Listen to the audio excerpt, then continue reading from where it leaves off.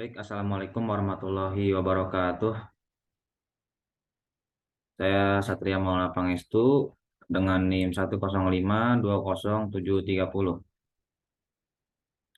Di sini saya akan menjelaskan hasil tugas mandiri saya tentang jenis-jenis framework, lalu cara penggunaan framework, dan juga implementasi dari framework. Yang pertama, di sini ada jenis-jenis framework. Saya mendapatkan 5 jenis framework dari hasil yang saya cari. Yang pertama yaitu TOGAF. TOGAF itu singkatan dari The Open Group Architecture Framework. Yang kedua Judgment Framework. Yang ketiga FEAF atau Federal Enterprise Architecture Framework. Keempat DODAF yaitu Department of Defense Architecture Framework. Dan yang kelima yaitu FEA atau The Federal Enterprise Architecture. Selanjutnya yaitu pengertian dari TOGAF. TOGAF, The Open Group Architecture Framework, adalah kerangka kerja arsitektur perusahaan yang paling populer dan banyak digunakan. TOGAF juga mencakup proses pengembangan arsitektur, alat bantu, dan standar untuk mengembangkan arsitektur perusahaan. Nah, yang kedua yaitu Judgment Framework. Judgment Framework adalah kerangka kerja arsitektur perusahaan yang menggambarkan 6 perspektif berbeda untuk mengembangkan arsitektur perusahaan ini. Ini mencakup arsitektur data, arsitektur bisnis, arsitektur sistem, arsitektur teknologi informasi, arsitektur aplikasi, dan juga perspektif penggunaan. Yang ketiga yaitu FEAP atau Federal Enterprise Architecture Framework. FEAP atau Federal Enterprise Architecture Framework adalah kerangka kerja arsitektur perusahaan yang dikembangkan oleh pemerintah Amerika Serikat. Ini mencakup 4 domain, yaitu bisnis, data, aplikasi, dan teknologi. Yang keempat yaitu DODAF atau Department of Defense Architecture Framework. DODAF atau Department of Defense Architecture Framework adalah kerangka kerja arsitektur perusahaan yang dikembangkan oleh Departemen Pertahanan Amerika Serikat. Ini mencakup 4 perspektif, yaitu data, operasi, sistem, dan teknis. Nah, yang kelima yaitu FEA atau The Federal Enterprise Architecture. Nah, FEA adalah kerangka kerja arsitektur perusahaan yang dikembangkan oleh pemerintah Amerika Serikat untuk membantu meningkatkan efektivitas dan efisiensi pengelolaan IT di sektor publik.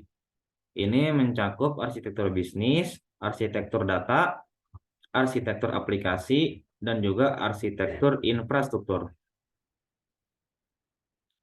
Nah, di sini selanjutnya yaitu cara penggunaan macam-macam framework. Di sini saya hanya membahas 2 cara penggunaan macam framework, yaitu TOGAF dan juga Judgment Framework. Nah, yang pertama yaitu TOGAF. Ada beberapa cara dalam menggunakan TOGAF. Yang pertama yaitu mempelajari TOGAF. Hal yang pertama itu Anda harus memahami konsep dan terminologi yang terkait dengan TOGAF. Nah, yang kedua, menentukan lingkup dan tujuan. Setelah memahami TOGAF, langkah selanjutnya itu menentukan lingkup dan tujuan arsitektur perusahaan yang akan dikembangkan. Lalu yang ketiga, membuat arsitektur perusahaan. Setelah lingkup dan tujuan telah ditentukan, lalu kita dapat memulai mengembangkan arsitektur melibatkan perusahaan dengan menggunakan kerangka kerja TOGAF. Nah, yang keempat yaitu mengimplementasikan arsitektur, itu mengimplementasikan hasil yang telah kita pelajari, yang kita telah tentukan, yang kita telah buat, lalu diimplementasikan arsitekturnya. Yang kelima yaitu menerapkan taktik dan teknik. Dan yang terakhir itu evaluasi dan pemeliharaan. Selanjutnya yaitu ada penggunaan pada Judgment Framework. Nah, ada beberapa cara dalam menggunakan Judgment Framework. Yang pertama, mempelajari Jasmine Framework. Pertama-tama Anda harus mempelajari konsep dan terminologi yang terkait dengan Jasmine Framework.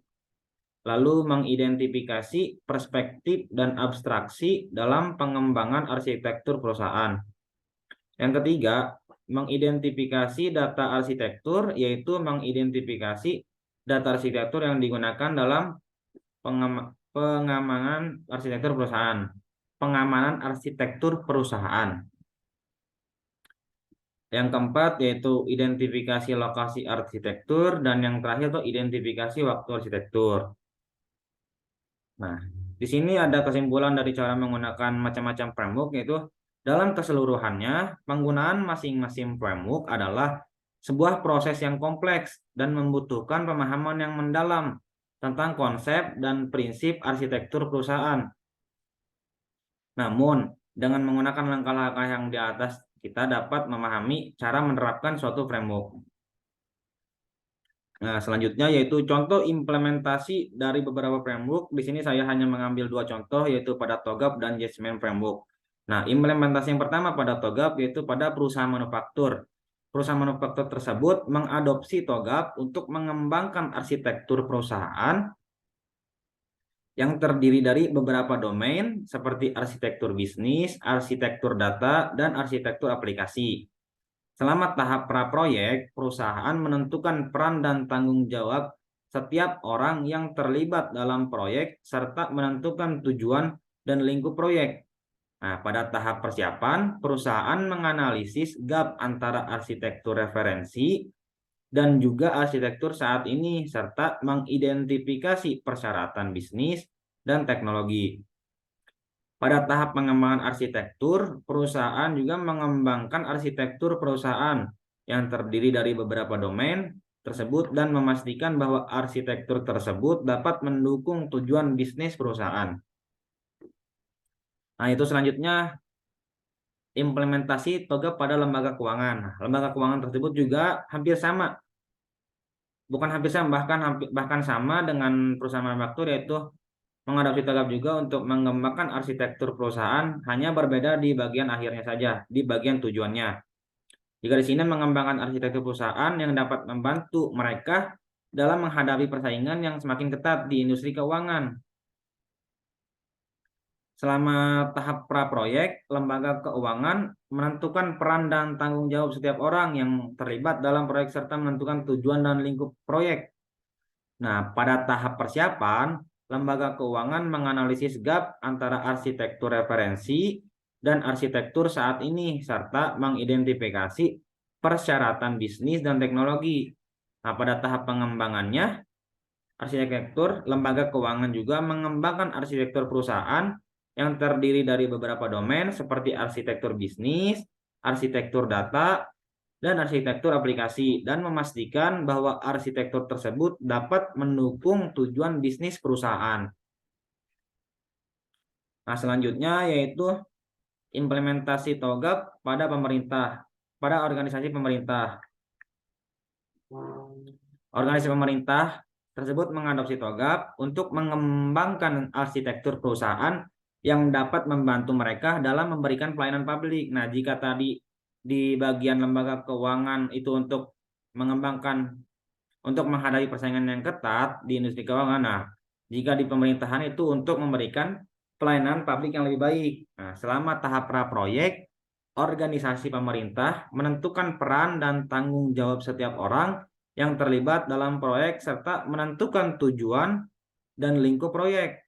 Nah, pada tahap persiapan, organisasi pemerintah menganalisis gap antara arsitektur referensi dan juga arsitektur saat ini, serta mengidentifikasi adanya persyaratan bisnis dan teknologi. Pada tahap pengembangan arsitektur, organisasi pemerintahan mengembangkan arsitektur perusahaan yang terdiri dari beberapa domain seperti arsitektur bisnis, arsitektur data, dan juga arsitektur aplikasi, dan memastikan bahwa arsitektur tersebut dapat mendukung tujuan pelayanan publik yang lebih baik. Nah, selanjutnya yaitu implementasi dari Jasmine Framework. Yang pertama ada implementasi Jasmine Framework pada perusahaan teknologi. Nah, perusahaan teknologi tersebut mengadopsi Jasmine Framework untuk mengembangkan arsitektur perusahaan yang terdiri dari beberapa perspektif, seperti perspektif data, perspektif proses bisnis, dan perspektif infrastruktur teknologi. Selama tahap pra-proyek, perusahaan menentukan peran dan tanggung jawab setiap orang yang terlibat dalam proyek serta menentukan tujuan dan lingkup proyek. Nah, pada tahap persiapan, perusahaan menganalisis perspektif yang ada pada Jasmine Framework dan memilih perspektif yang sesuai dengan kebutuhan perusahaan.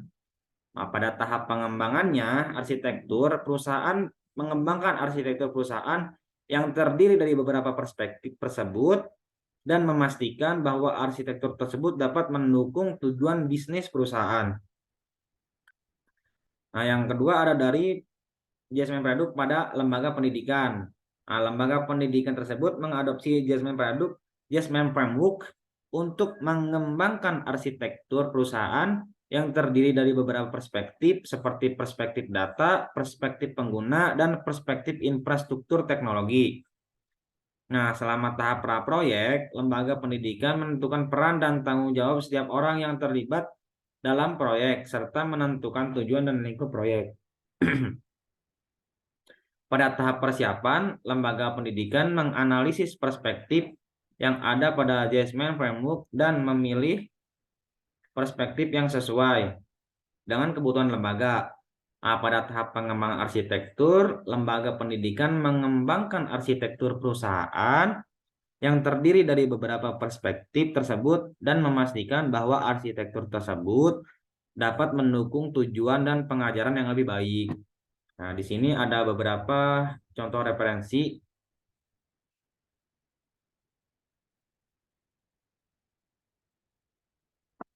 Sekian dari saya. Jika ada kesalahan dalam pengucapan maupun presentasi, mohon dibukakan pintu maaf. Kurang lebihnya saya mohon maaf. Billahi taufiq wal hidayah. Wassalamualaikum warahmatullahi wabarakatuh.